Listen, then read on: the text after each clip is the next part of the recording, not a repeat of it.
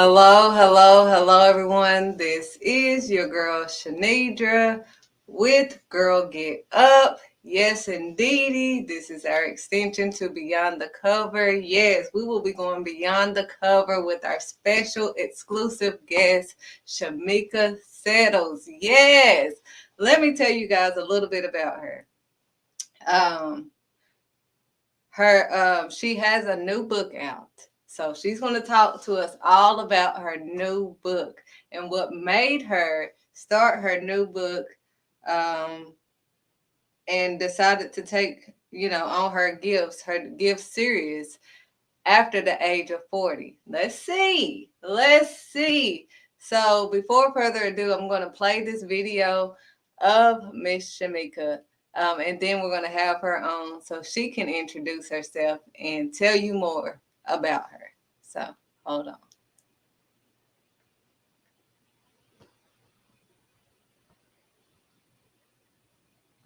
My name is Carla. It's real hard to recover from losing some things. Blessings can come in the strangest forms. I thank God for Mama B.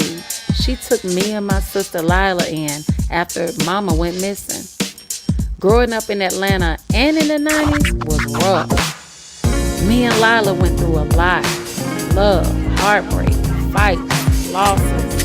But we had some good times too, of course. They say God won't put more on you than you can handle. And this is a story of how strong I was and how strong growing up in the meadows made me.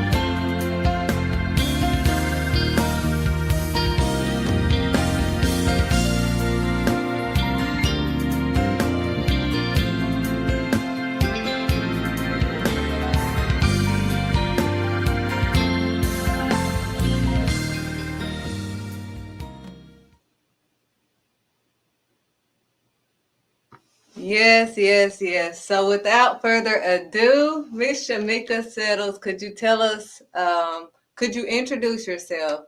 And then we're going to jump right into the book right after you introduce yourself. Yes, well, I am Shermeaka Settles. And first of all, I want to say I'm happy to be on Beyond the Cover. I've been watching a lot of your streams, and I'm just excited to finally be a part of your podcast. So I'm excited about that. And yes, I'm Shermeaka Settles, and I'm excited to talk about my book. I was okay as promised. It's available on all platforms. Yeah. So All right, so we're going to dive right in. So, um, before, could you just tell us a little bit about your story, how you came to find your gifts, um, mhm. and and how you knew that you was okay as promised? Oh, okay. Well, yes. Well, actually, the book it's a fictional story, so it's not about my life. But when you read it, people always think that it's about me, or they're thinking that it's a true story because I like to write stories that people can relate to, and that I like to leave the mystery in it. I'm not going to tell you if it's based on a true story or not, because that's just the suspense of it. But yes, I've been writing. I've been writing since a kid. I just picked up writing. I think I was like in third grade. I love to read. First of all, when I was a kid, I always loved to read. Reading would just take me away and things. And then I started. I started off writing poetry. Um, just listening to just different poets. Growing up, just listening to different poets and African American poetry. So I started just writing poetry, and my teacher would always make me get up and make me read in front of the class, and stuff. It was just something that I just like to do, and she was like, "Oh my gosh, this is amazing." And I didn't think it was amazing. It was just something that I felt like I just like to do. And my teachers were always put me on the spot. I was a nerd in school when I was little. And I got bullied. I'm not going to say that. I was like, I had a bad bullying some bullying issues. But in the midst of the bullying, my teacher would always make me get up. And the people that bullied me after I sat down, they would be like so nice and and in shock. It's very weird. Kids are so funny. They'll be like, "Oh my gosh, you did good, Shermeaka." But then they'll go back to bullying me later on. So girl, yeah. So I actually just started just writing, and like I said, as a kid, and writing short stories, and I always loved to read, and then of course, I'm 40 now, and I know women don't like to admit our age, but I'm proud of my age. I'm actually proud of my age because it's just a blessing when you have overcome a lot, and to know that you're still here and you're still, I can still smile in the midst of things. So I am proud of my age. So when I turned 40, I was like, well, when I was about to turn 40, I was like, I need to do something that I've just never done. Yeah, so that was like my bucket list. And I had already started on this story 2 years prior. And I was just something that I was just doing on my spare time, like on my off time or in my me time. I would just write because, like I said, it's a hobby. It's just something that I like to create, like and then when I turned actually was about to turn 40, I said, you know what? I'm going to challenge myself. I'm going to finish this story and see if I could publish it. And I did. And that's how this story came about. That's basically how my first novel came about. Wow. So you knew at a young age that, you like reading, Hmm. writing, and, your teacher always, called you out.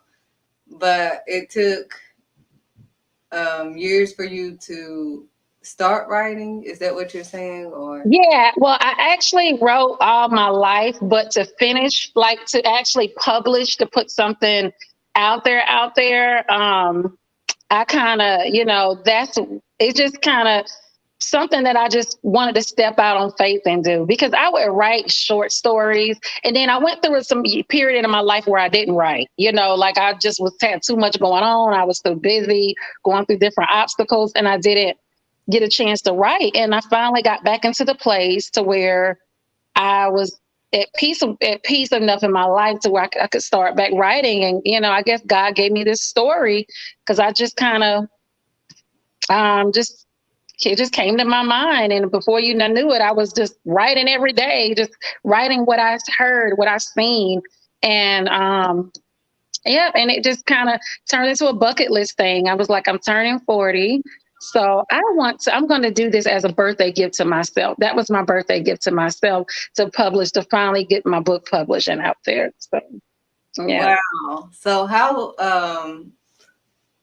you said this book is really to help someone else, and it's not based on a true story, but you want to keep the suspense on that. Yeah, because I don't want to let you guys know if it's true story, because you never know.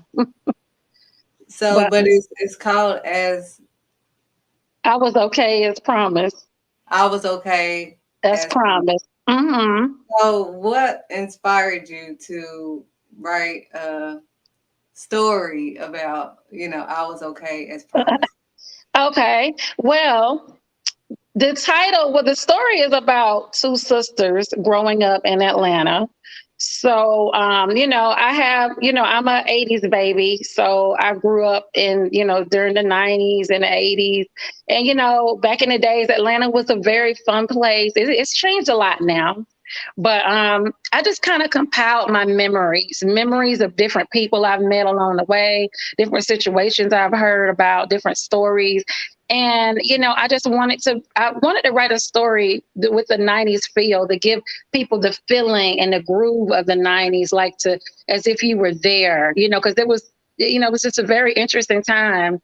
So, especially with the crack epidemic, I wanted to focus on that too, about how it affected the Black community and our and a lot of people lives, the people that I went to school with, that had parents or that was affected by the crack epidemic and or had relatives. So the story touched bases on that, and it kind of it talks about two sisters growing up during that time. And then I'm not going to give too much of the story, but I do want when after the readers read it, it should inspire that reader to kind of you know basically say, I'm gonna be all right. Everything, if they could get through that, or if they get through that, I mean, I know I can get through whatever I'm going through, or should be no excuses for me. But we'll see though. You guys will see after you read, you will kind of see um what I'm talking about. Well, I'm definitely purchasing the book. I'm going to get the book. Most definitely. I do want to see, like, because, like you said, we're here to encourage, and, your book is to uplift someone, to, let them know your struggles isn't, your destiny. It's not the final chapter. That's just a chapter in the book. Exactly. Yes, that's exactly what I cover. And it's always a lesson. I'm actually working on my second novel now, and it's just always going to be a lesson. Something that want to. I mean, it's very entertaining. It's very real. Like it might be a little bit some things, some scenes and things in there, but it's real life. But at the end, there is a message. I like to have a story with a message, not just an entertaining story, but at the end, and make you think about your own life and what you can do and change and things. Mhm. So Yeah. I'm excited about it. I cannot wait to start reading it. Uh, Aw, I'm but excited for you. what do you have to say, like, to any woman? First, what helped you to take that leap of faith, like, that just inspired you to just, like, look, I'm going to just go ahead and do it. Like, that's it. I'm going to do it. I'm going to take this leap of faith. Well, you know what? I just had this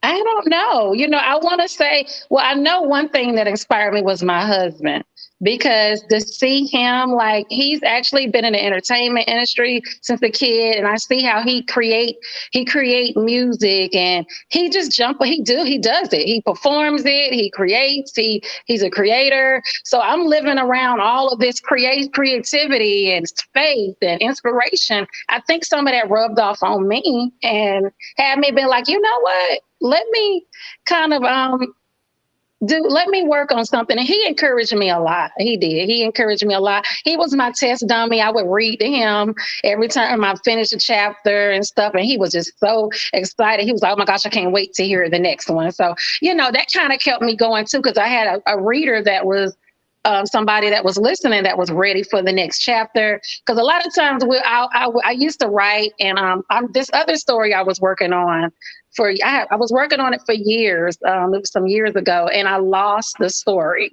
I actually had it on a flash drive, and I started going through a lot. I went through a period of my life where I was going through a lot of changes, and I lost it. So I was disappointed in that, and I think that kind of made me like, oh man, it kind of put me on a hiatus, and was like, I'm not writing for a minute, but um, this story just came to me at a peaceful time in my life, so I was happy just to embrace it. And that's what made me. I think you asked me the question. I think my husband really inspired me. He pushed me to keep going because he's a pusher. And like I said, he's this he's a leap of faith type of person. So when you have that, so when you're surrounded by people that's encouraging you, and, I think that helps a lot. Well, that's good that you said that, because, we do need that in our lives. We need someone to help push us as we're going through it. And Mhm. like you said, um, regardless of everything that you have been through, here you are today with your published book. You didn't let anything stop you from publishing that book. Actually, it pushed you to publish your book instead of, hinder you from publishing it. Yeah. We're always going to have something coming against us or something happening. It's never going to be a day that we're just, oh well, it may be one day, a few days, in a year that we're just, Yeah, that we're like, yeah, but most of the time there's always something happening, especially with kids. Um, exactly. can you encourage someone, with having kids, like, because a lot of people are like, I can't even think because I have kids. I can't write anything because I have kids. They're always blocking my mind. I have writer's block and all of this and that. What do you have to say to someone that is just like, I can't? And you have kids, so Yes. Hmm. Well, what I would say is that what I did was I didn't rush myself through the process. I didn't have, even though I said when I turned 40, I wanted to have it done, I just kind of had like the time after the kids went to sleep. I would stay up and just write an hour, because that was my me time. That was my time, the wind down time after the kids are asleep, the house is quiet. Instead of watching TV, because I'm more of a reader anyway, instead of I'm not really a TV person. So I basically just started writing on this for an hour during my me time. So I think me time is important for mothers anyway. You can't just when the kids go to sleep, you go to sleep. You got even if you're tired, just kind of sit down, even if it's just to pray for a minute or just to sit there and take a breath, and I mean, whatever your hobby is or whatever you like to do, I feel like you should make at least an hour at night to yourself before you go to sleep. And my hour was writing. Even on my off days on the weekend, or and my husband, he travels a lot. So sometimes, especially, and then us married women, that's the obstacle too, because your husband is there. They want time and things. So I kind of just balanced out when he was out of town, when the kids were sleeping. I just feel like balancing out and scheduling a time for yourself is very important. And that's what I did with the writing. And before I knew it, it just kind of, and like I told you, it took 2 years. So it wasn't like an overnight thing. Um, I just kept writing whenever I felt it. So and then when I wrote the book, a lot of people started messaging me and hit me up saying, "Hey, I want to write a book, but I want. How do I write a book?" But my advice is always write just a little bit.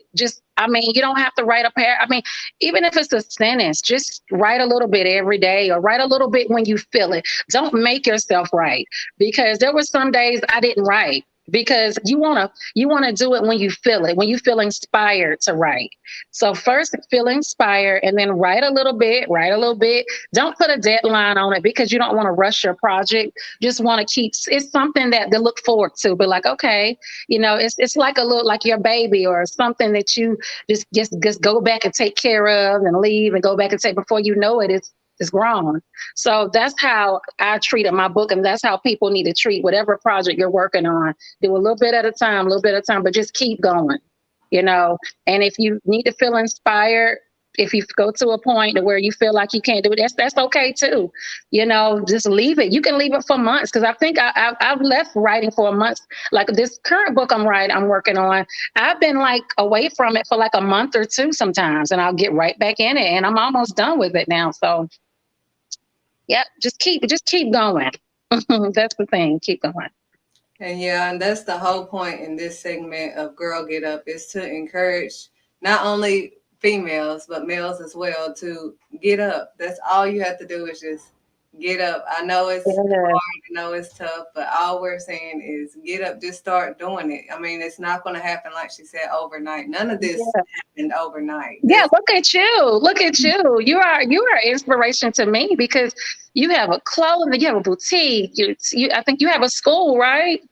The academy, yes. Academy. I mean, the podcast. Look at you. Like that's the inspiration, and that's what I'm saying. Yeah, like keep whatever you want to do. First, know what your gift is.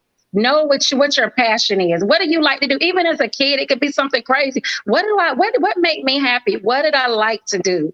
And then it's never too late, because, like I said, I'm 40. That's why I like to tell my age, because I'm 40 and I wrote my first book. I mean, it don't matter the age. You just don't give up on what you like to do. Don't let life get in the way. Don't let work get in the way. Just take that little time out for yourself. Like I said, if it's an hour, just keep doing it. Just keep going, and surround yourself by positive people or somebody in your corner that's going to be your accountability partner too. It's good to have accountability partners. And that is so true. So Mhm. I mean that's what is needed. We need to just keep going. Life is going to continue to happen. It's just going to keep piling up. That's like trash.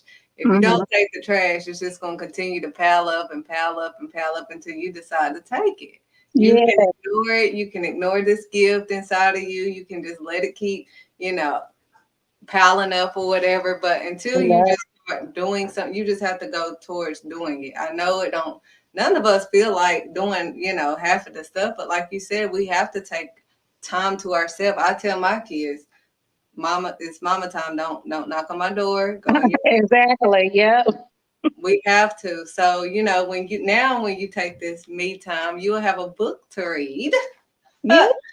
Yes. It's a good me time book. It really is. I mean, it is. I really hope you guys like the story. Like I said, it's real. It got some moments and parts in there, some words in there, but it is real life. It's just real life. It's things that we all maybe been through or heard before or done before, and it's just, yeah, it's very, I just really hope and pray that it inspires someone. And I pray and hope that you guys really enjoy it. And where can they purchase your book? It's actually available on all platforms. You can go on Amazon. Yeah, just look up I Was Okay as Promised. I Was Okay as Promised on Amazon. Barnes and Noble, you can go on their website. Walmart, you can go on the Walmart website. You can actually just type it in, and yeah, just type it in, and put my name in, type it in, and you will find a platform. But the main ones are Barnes and Noble, Walmart, and Amazon. All right. Well, we're going to play another clip so they can get a glimpse of it once and again before we end this segment. And then I'll let you say one last encouraging thing before we go. Okay, thank Okay. you. You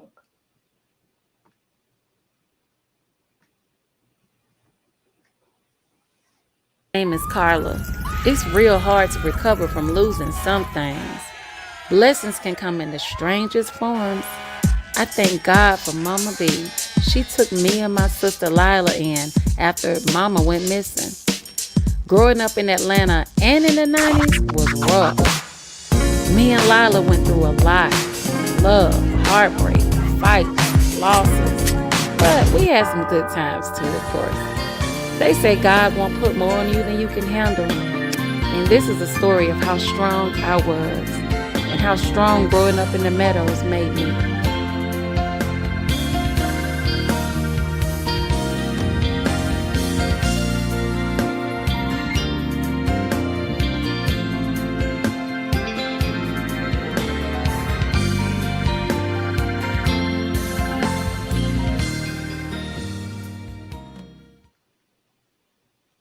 All right. Can you give us one last thing that you would like to encourage someone that is, you know, wanting to take the leap of faith of writing a book or having writer's block or whatever they may be having or going Mhm. through that's stopping them? What encouragement could you give them? Just do it. Just like you said, girl or guy, get up. Just get up wherever you are. Today is your day to start on your goals. Start writing. It does not have to be perfect at first. Just start writing. And for the writers, just write a little bit. What inspired you to write? My inspiration to write is music. Like I listen to music, and it just comes to me to be like, oh wow, let me start writing. So whatever space you have to get in to do your hobby, just do it. Get into that space. Allow yourself time to get into your creative space and do a little bit at a time. Do a little bit at a time, and get with somebody who you look up to, and somebody that inspire you, and get up. Just get up and get going, because time waits for nobody. But you can start anywhere you are right now, and it'll be done. Before you know it, it'll be done. So again, the name of her book is I Was Okay as Promised. So you definitely want to get her book. It's on Amazon. It's on all platforms. Like she said, Walmart. You definitely want to get this book. You definitely want to support. I'm glad that she's coming out with another book. So I'm going to have to hurry up and catch up. We're going to have to catch up with her. So, but thanks again, Miss Shermeaka, for coming on. Let's get up and let's go beyond the cover. Yeah, thanks